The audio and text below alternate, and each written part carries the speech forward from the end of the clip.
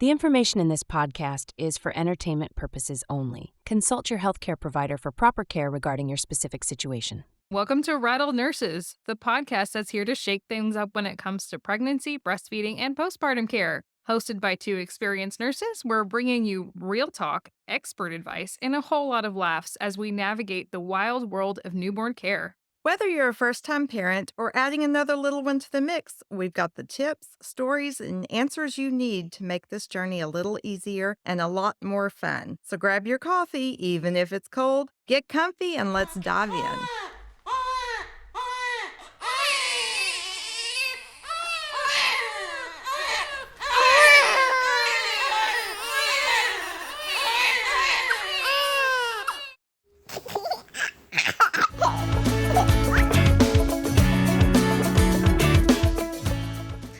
Rattled Nurses fam. Guess who's back? Back again. Kayley's back. And we are so excited. In case you missed it last week, I'm going to read you her bio. Little introduction here. Kayley Medina is a certified pediatric sleep coach and potty training consultant. She is the founder of Live, Love, Sleep. As a mom of two, Kayley knows firsthand how exhausting and overwhelming it can be when your baby or toddler isn't sleeping. That's why she's made it her mission to help families get the rest they need. Through one-on-one support, online courses, and in-home consultations, Kayley teaches parents how to help their children fall asleep independently, sleep through the night, and take restorative naps without leaving them alone to cry it out. She's been featured on NBC, CBS, Forbes, Yahoo, and more, and has been voted the best pediatric sleep consultant in North Texas for 6 years in a row. So actually it would have been week before last, we covered sleep training. Today we're going to talk about potty training. We have lots of questions about that. Welcome back. Thank you. I'm excited to be back and talk about all the dirty business today. I was going to say this is going to be a very poopy episode. Mm-hmm. Yes, it is. It will be, and you've got all the poop We have props. all the... We had to. They're funny. They are. Yes, got to have those. A joke? So, let's go. Am I first? Do you want to do you first? Well, Kaylee brought a joke, you guys. since you guys invited me back, I figured, why not just do a joke myself? I'm excited. Which I did find online. I did not write this myself. But why did the diaper file a complaint? I don't know. Because it was tired of getting dumped on all the time. That's cute. That is cute. Yeah. So poop jokes aren't my favorite, I'm not a fan of bathroom humor either. but they're a solid number 2. This is fine. I don't really have a joke. It's more of like a potty training fact that I found. And it says, for every portable potty sold, there's an adult that ends up using it in an emergency. Which I wonder how true that is. Like, if you have it in the back of your car, you're like, this is going to have to do. I don't think I ever resorted to that, but I would if I had to. Same. For sure. But I never thought about it like that. I'm like, oh, okay. I might do. Well, welcome back, Kayley. We're excited. yeah. Okay. Thanks. We're moving on to older kiddos Yes. this week. Mm-hmm. So we're normally talking about newborns. What is our age range for initiation of potty training? Yeah. So Just depending on the kid, of course. it does depend on the kid, but we don't want to be starting too soon. Sometimes I have parents reaching out with like 18-month-olds who are asking, are we ready to get started? Probably not at that age. Really, I'd say 20 months is the absolute earliest that you can get started with potty training. But I'd say really 22 months and up is going to be more ideal. Your prime. Because, Prime before 22 months, kids are just a little bit too young to really understand what we're asking them to do when it comes to using the potty. I think the best age range to do this is actually between the ages of 22 months and 3 years. Okay. Once we get past 3 years old, kids are just a little bit more established in their habits and behaviors, and I find that they really fight potty training a lot harder if we push it much past the age of 3. So somewhere between 22 months to 3 is the perfect age to get started. They're more receptive to it. Yes. Okay. Yep. How do you think for cues, like picking up on maybe the early cues that your child may be ready to initiate this type of training. Right. So it's not like, all right, they turned 22 months, let's get started today. On the calendar. You might want to do that, but there's several things that you want to be looking for when kids are actually ready to begin potty training.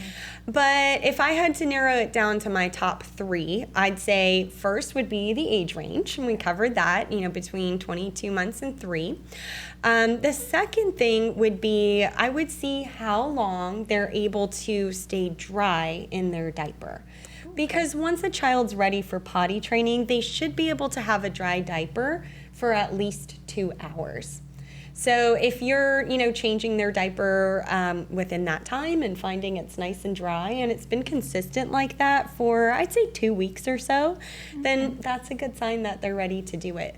Something else that you can kind of try with their diaper is if they're still napping, when they go down for their nap, you put a new diaper or pull-up on them and they wake up and they're waking up dry from that nap because their nap's probably somewhere between an hour and a half to 2 hours. So if they're able to do it for their nap, they're probably able to hold it a little bit longer during the daytime as well. Okay.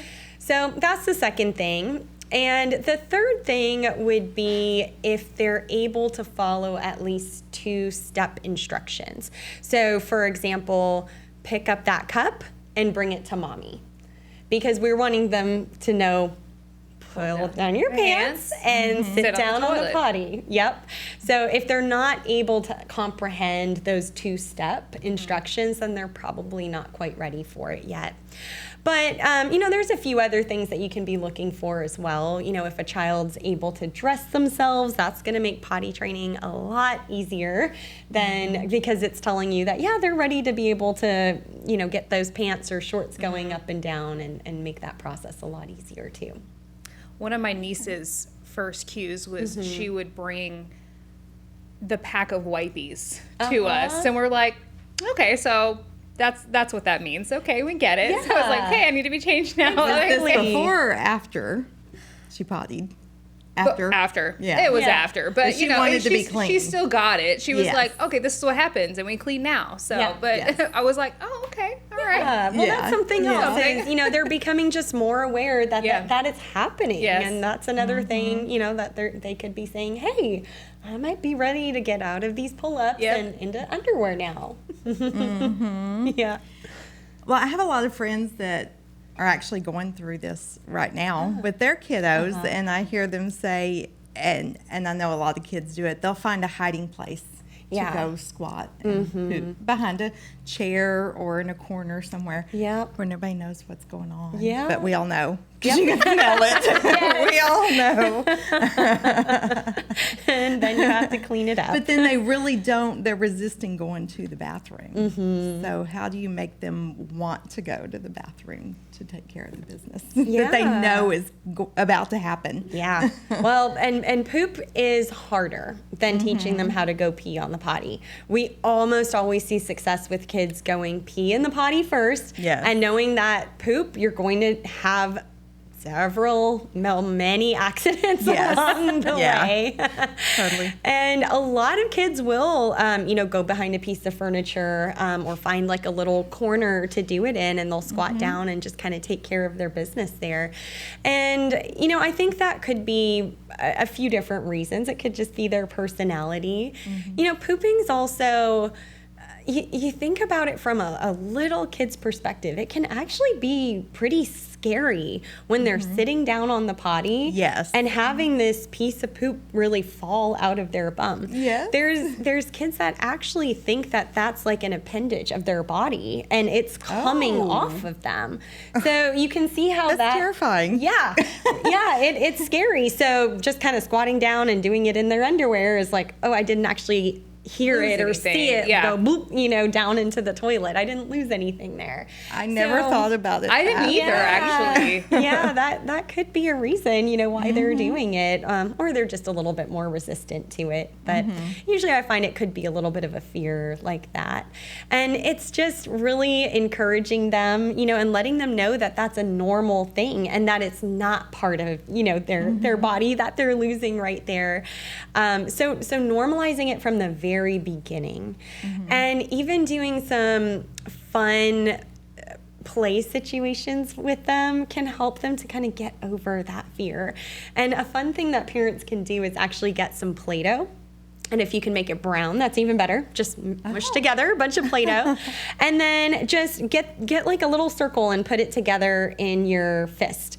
And, you know, when you squeeze it out, you're going to have that little bit that comes out in between your thumb and your fingers. And you can kind of demonstrate to them, you know, when your tummy's feeling like it's, you know, got a little bit of pressure, it's feeling a little crampy, that's the feeling that you need to go and sit down on the potty. Because when this starts to happen, and then they can kind of put their fists together and see that brown Play-Doh come out in between their fingers, then it's already too late and the poop is already starting to come out. Kids just love it. And a lot of times I find it's like that light bulb moment that it just clicks for them. And they're like, oh, okay, it's not part of my body here. Whenever I'm feeling these feelings, that means I need to go sit down over here.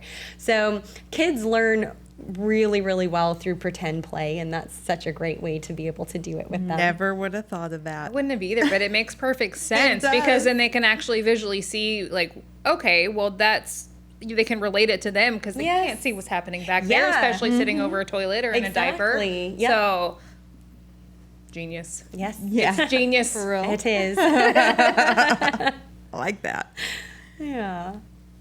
So is there, what's the difference between what you would do with the child during the daytime and then potty training at night? So when we are talking about potty training, we are talking about potty training during the daytime only. Potty training at night is going to be a completely different scenario.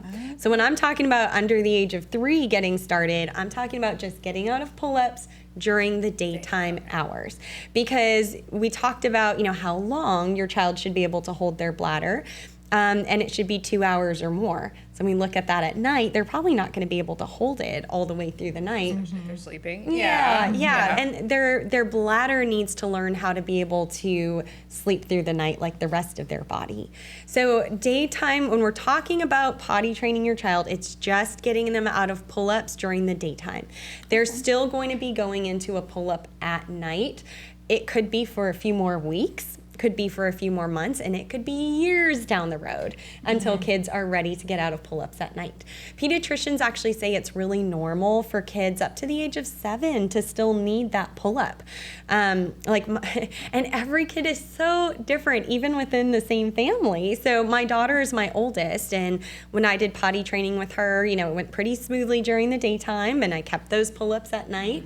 And years and years and years went by, and she was 6.5, and I was like, I am done with this. I am so done with buying pull-ups, and you're about to outgrow them anyways. So I had to do nighttime potty training with her. On the other hand, I potty trained my son even younger than her because he was showing signs, and usually boys are a little bit slower to get started with potty training.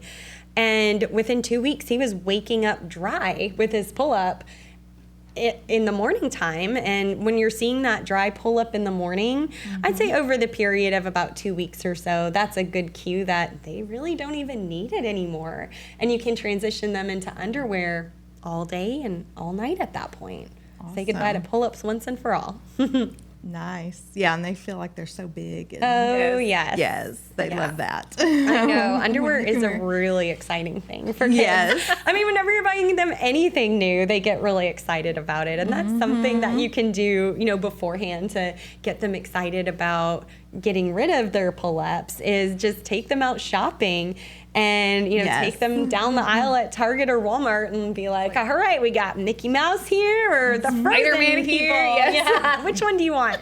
Awesome. And then they can, you know, get really excited about saying goodbye to those diapers and hello to underwear going forward. Very nice. So something I'm curious about, since you've got a boy and a girl, what are your biggest kind of cues or setbacks for having different sexes of potty training?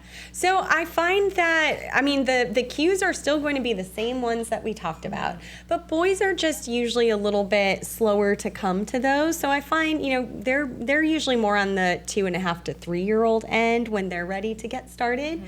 And the number one question I get asked with potty training boys is, do we teach them by standing up or sitting down? And it's going to be the exact same way that we're doing it with girls. We're going to be sitting them down on the potty when they're learning how to use it. Because one, it's going to be a lot cleaner. Yeah, certain. But, two, it's going to help with the poop potty training as well. Okay. Because everything's just, you're sitting down, releasing everything and getting it down into the potty. And I'd wait a few months after they're successfully using it, sitting down, before teaching them how to be able to use it standing up at that point. And then at that point, you just get like a little step stool to the big potty and they can use it there. And, if you have dad around, then they can even emulate what to do and have them kind of watch dad and learn how to do it that way. But from the beginning, we're going to be just buying one of those little potties, like the one on the road trip. The one on the road trip. Yes. And you would use that for a boy or a girl. And I do recommend having that very close by. It does not have to stay in the bathroom when you're doing potty training, because you really want to be looking for cues that your child is needing to go pee or poop, and having that potty really close by so that they can successfully use it like a bitch is here to So funny. Yeah. You're a little bit of a redneck, then you just go outside for a boy. Yeah, they love that. Like, do. aim at the bushes here, buddy. Then they'll be waking up being like, oh, I got to go outside to pee. You're like, no, you don't. Wait a second. It's too hot out. It's too cold. So I was going to say, actually, that was one of my next questions, is you do recommend starting out with like a smaller portable version versus like the actual thing. Yeah, and there's a couple reasons for that. One, it's designed for their little bottoms. It is nice and tiny to fit them. But the most important reason is because it is mobile, and you can bring it with you anywhere within the house. If you're going out in the backyard for a while, it can come out with you there. If you're going to the grocery store, you can bring it in the car with you, and have them be able to go before they go into the store if they needed to. And that's something that I would just use, for a few weeks or a few months, just depending on how they're kind of responding to it.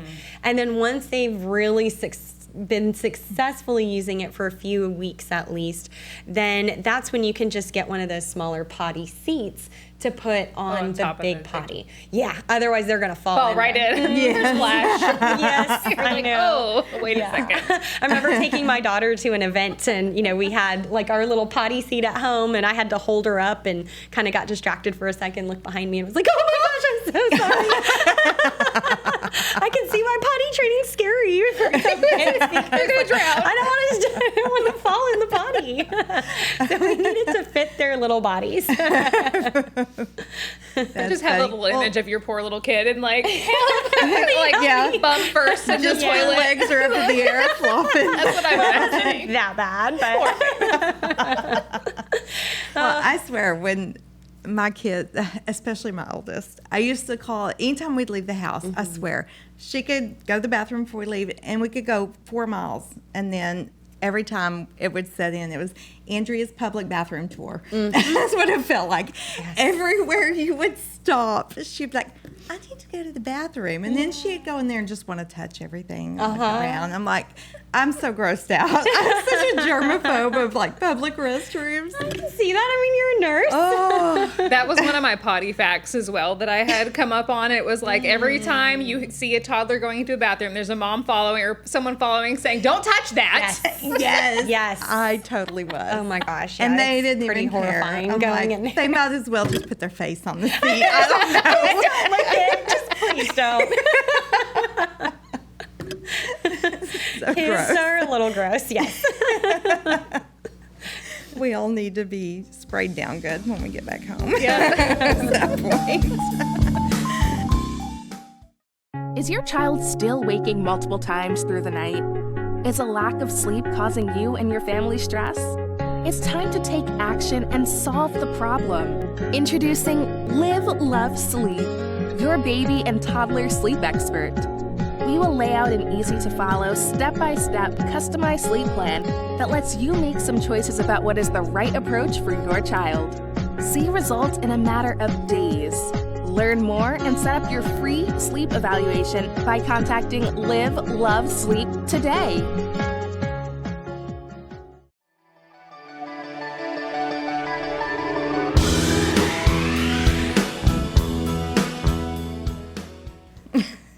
Okay, sorry, we just had to take a quick break. We had a bowel movement here. Had to do it. Right. Okay, now we're back. Okay. Get serious again. All right. Oh my gosh. How long does it usually take for potty training a kid? Once they're ready, once you really feel like they're ready and you're getting those cues, how long do you typically say it takes, even for, going pee on the toilet or going poop? Yeah. Well, the first 3 days, I really recommend concentrating 100% on nothing but potty training. So parents are kind of at home and really following their child's cues, that, kind of watching and making sure they're ready to go. So you're going to have lots of accidents over those first 3 days. And after that, things start to click. It really only takes about 3 to 4 days for kids to begin establishing new behaviors and kind of creating those new routines. So if we're really consistent, by the end of 3 days, we should start to be seeing at least 50% of kids going pee on the potty. And by the end of that first week, I'd say kind of increasing that percentage to about 75-80%. And by the end of 2 weeks, being 95 to 100% going pee on the potty. Now, the poop, on the other hand, again, that one is just a little bit longer. We're going to have lots of poop accidents over the first few weeks. It can take somewhere, I'd say, between 2 to 4 weeks to really get a child using the potty to be able to go poop on there and stop having those nasty bowel movements in their underwear. So when you're going out to buy the Spider-Man or the Frozen underwear, buy a lot, because you're going to They're going to get ruined. Yes, they will. They're going to have a lot of skid marks in them. Yeah. They're not going to come out in the wash. I remember the times where it's like, okay, yeah, we're not even going to the washer. That's No, the trash. Straight to the trash. A few of them you might be able to salvage, but yeah, you're going to have a lot that just go straight to the trash. Yes, for sure. Over the first couple weeks, and then it's going to get fewer and further between. So that's really pretty quick that's impressive for, the pee training. Yes. Yeah, it is. Yeah. Like in a week, you've made huge strides. Yes, really big strides. And then I bet they're really feeling like big kids then. Yes. Feeling sassy. What about rewards, incentives? I've seen a lot of gadgets these days, like the potty watches that, kind of times I'm like, okay, time to potty. So they'll go sit and try to maybe learn that urge. But what about rewards and incentives? Do you recommend that? I actually don't. Okay. Yeah, I know at least in my generation, I think that was something that we were all kind of trained with. You go pee in the potty and you get a sticker to put on your chart, or you get an M&M. And I find that it's just really not an effective method because a few different reasons. The first is we really want the child to be able to feel it internally that they want to have that excitement and feel proud of themselves for doing this and not be doing it just to get something else. I find that over time as well that one M&M ends up turning into a whole packet of M&Ms, or it's like Christmas every time they go to the bathroom because what they started with just doesn't work anymore. And so parents try to up the ante, and now, they're getting like a new little Hot Wheel, and then that Hot Wheel turns into like a big play set. Oh, yeah. Just to use the potty. So instead of doing that, I just really like to encourage them, by using words and just letting them know that you're proud of them and that they should feel proud of themselves every time that they've used the potty. Yeah. I wondered about that because I'm like, how many kids are just going to pretend potty so they can get a little something? Like, okay, I get a treat from the potty jar. I flushed it. No, you can't see it anymore. I flushed it. It's there. I get my sticker though. It's gone now. It's gone now. I wondered about that. So that makes perfect sense to me. Then they don't feel ashamed later on. So. Right. And you can absolutely do it with the same success that we just talked about without using rewards.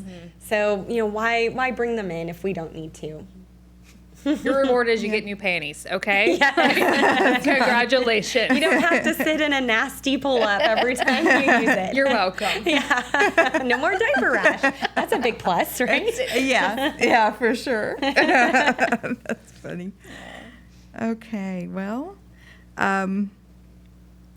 we talked about handling accidents, not making them feel ashamed when they do. Yeah. So we just know that it's a normal part. It's going to happen. Right. I wouldn't want to feel ashamed. I wouldn't want them to feel ashamed either. Exactly. And I'm potty trained. Yeah. Exactly. And I know it can be frustrating as for parents, like you're trying your hardest. The kids sense that. And they do. They sense it. But when they have an accident, we need to do our best to just maintain that calmness and not freak out.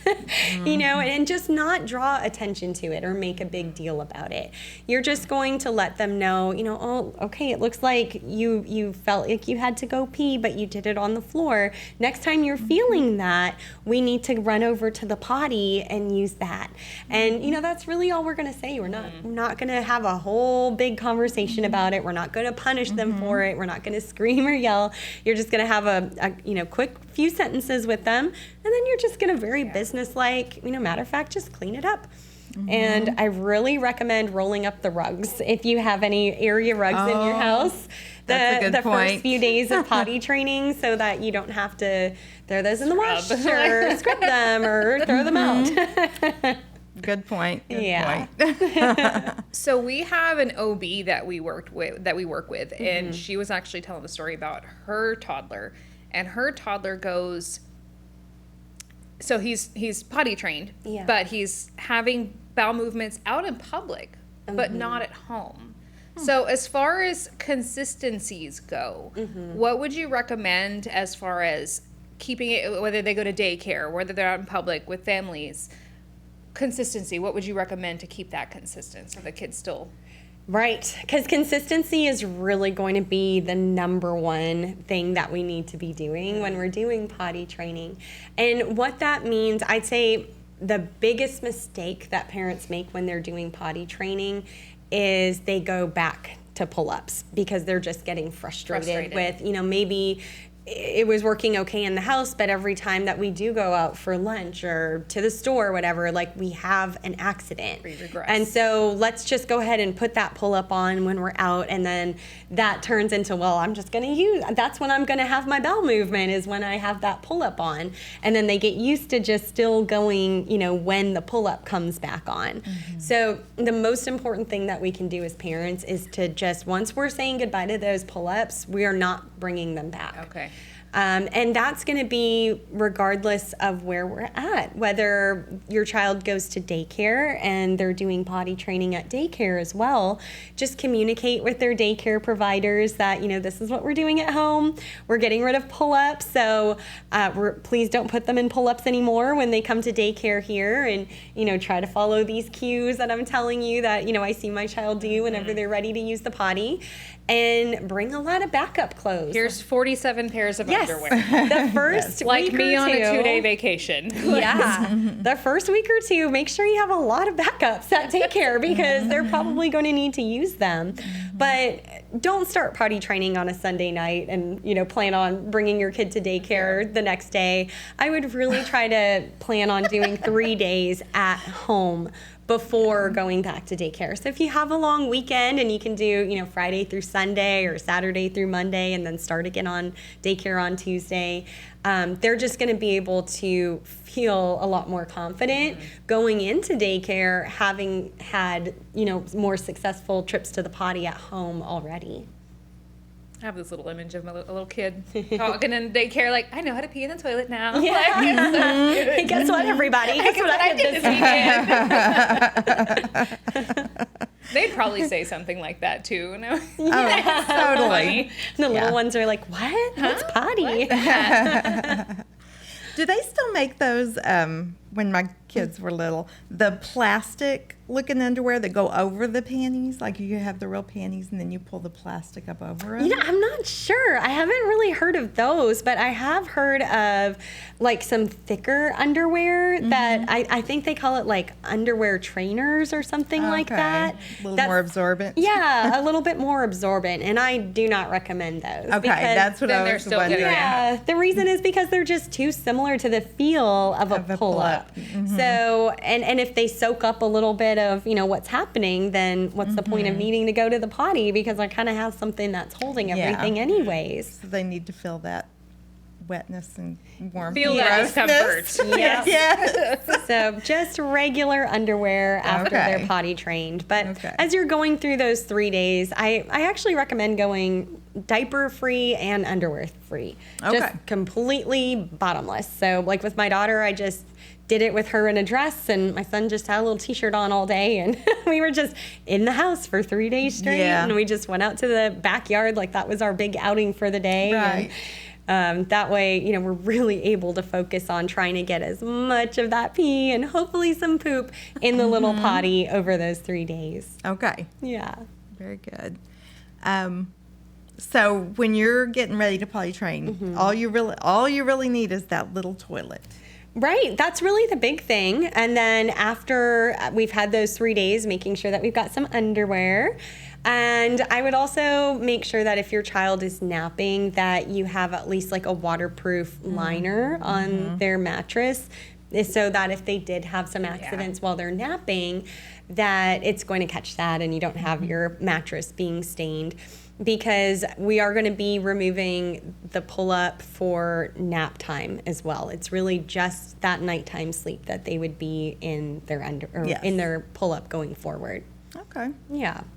But that's really the big thing, is making sure we have that little potty. And then you're always hearing, which I never had boys, about potty training little boys and using the Cheerios. Aim for the Cheerios. Is that something that, I know you said they're sitting down to learn how to pee. They're sitting down. And by the time they're standing, they're so happy to just be like, look at what I'm doing. We don't need the Cheerios, right? You can to make it a fun game if you want to, but you're not going to need it. They are going to feel so proud of themselves standing up in front of the potty and, just aiming for it and hopefully getting it in. Yes. But a lot of times they're not going to the first few times that they do it. So I recommend having some shaving cream nearby, because washing the floor with shaving cream takes away that smell. That's what I found. Really? Yes. Yep. I know it's weird, but I have never heard that before. So if you have a boy, that might be another thing you might want to add to your potty training supply. That's so interesting. Yeah. That's a light bulb moment. Yeah, light bulb moment. There you go. If you've got a urine smell, just use some It is an odor absorber too. I've learned that just from dogs, animals. That's true. Gosh. Yeah. I should use that with my dog if we have access. It's just that's what I have to do sometimes. So yeah. That's crazy. Yeah. Isn't that Okay. weird? No idea. I didn't know that. Okay. So what about parents who they feel like they've done everything and kids regress? That's what they do. We've talked about that. So when they regressed and they thought, okay, we're in underwear, we've had dry moments, we've pooped in the potty, we've done so many good things, and then kid regresses. Yeah. Parents feel like they failed. Oh, that's so frustrating. What happens then? Well, I want parents to know that it happens and it's okay. It doesn't mean that they are never going to use the potty again. But like we were talking about earlier, the number one mistake is going back to those pull-ups. Yeah. So if you've had a few weeks or a few months where they're doing really good and then something happens, like a new sibling comes along or they move into a different house, or maybe they start a different daycare, some life change that happens that causes them to regress, we just don't want to go back to those pull-ups, because that is very confusing for them. And when we try this again, you're going to be seeing a lot more resistance. So that's when I just recommend starting to establish some new rules and boundaries around the potty, because at this point, they know what to do. Physically, they've been doing it. But for some reason, whether it's just them not wanting to anymore, their behavior, or maybe they're just a little bit lazy. Like they might be watching TV and they have an accident while that's happening because they don't want to stop watching Bluey. Yes. Why would they want to stop? Yes. So, it might just be a silly reason like that. And by setting some new rules and boundaries around that, it can really help them learn that, there might be a consequence if I'm not going on the potty like I know I need to be doing. For example, in that Bluey situation, we turn off the TV because you didn't go, pee in the potty and you went on the floor or on the couch. We're not watching any more Bluey today. But tomorrow we can try again. And when you feel like you need to go potty, we need to go stand up and I'll press pause and we can pick up right where we left off. So consistency, of course, on the parents' part, too. Exactly. That they can't just let it lax. And yes. Yeah. Yeah. Well, lots of good information. Things I didn't know. And I'm like, oh, It is. Yeah. Yeah. I remember it being pretty easy Right. with one of my kids, and the other one, we just, of course, I think, well, she started at 24 months. Mm-hmm. So the other one's probably ready too. Yeah. And then we started trying, and we were, it was forced. Yeah. She really wasn't ready. Yeah. So I was just like, okay, we'll try again later. And then I waited, 3 or 4 months. Yeah. And then when we tried again, it just was She easy was as ready. pie. Yeah. Yeah. Yeah. So, that's why it's just important that you're kind of looking at The every cues. child individually. And, and I the didn't cues. know. I was Different just fumbling personalities. my way through the dark trying to figure it out. And I think a lot of parents do that. So this is good information to have. Yes, it definitely is. So we are on our sleep episode. We talked about you offer training, consultation, like your one-on-ones. Yes. Do you offer that as well with the potty training? Absolutely, yes. So I started working with families with sleep, over a decade ago, and I found that as my babies turned to toddlers, and even the families that I worked with as toddlers, they'd call me back a few months later and be like, hey, do you have any advice on potty training? And I was like, man, I'm getting this question a lot. Maybe I should look into getting certified as a potty training coach too. So I did. And yes, so that's really what I do now, as in addition to sleep, is I work with families one-on-one to create that potty training plan that's going to work for their child. Because like we were just talking about, every kid is They're so all different. Yes. And there's just different things that we need to do based on their little personalities, how old they are, where their challenges are. So I work with parents one-on-one when they're ready to get started with potty training, but I also work with parents who feel like they've just hit that wall and they've tried everything. They've tried potty training 3 or 4 times and it's just not working. Or they've had that really big regression and they just don't know how to push through that. And that's really where it can be so helpful to be able to have somebody there to be answering their questions. So I'll put together, that special plan for them, have our consultation, and then have that follow-up support so that I'm there to be answering their questions as they're actually going through those first few days and weeks of getting their child out of diapers. Amazing. So just like the sleep, guys, it's not like a blanket one size fits all. It is very much tailored to your kid. Every kid is different. Every family's different. So yes, we will also post that information again, so you can find Kayley on her website. And if you need to consult her, look at her resources. She's got a lot of great things. Thanks again for coming to play with us again. It's been so fun. Yeah. Do you have any other last, just to add in pointers, tips, tricks, anything like that before we go? I think we covered the main points, and like we talked about earlier too, just knowing that there's help out there if you need it, and if you really feel like you've tried everything, we're still able to get you guys potty trained once and for all.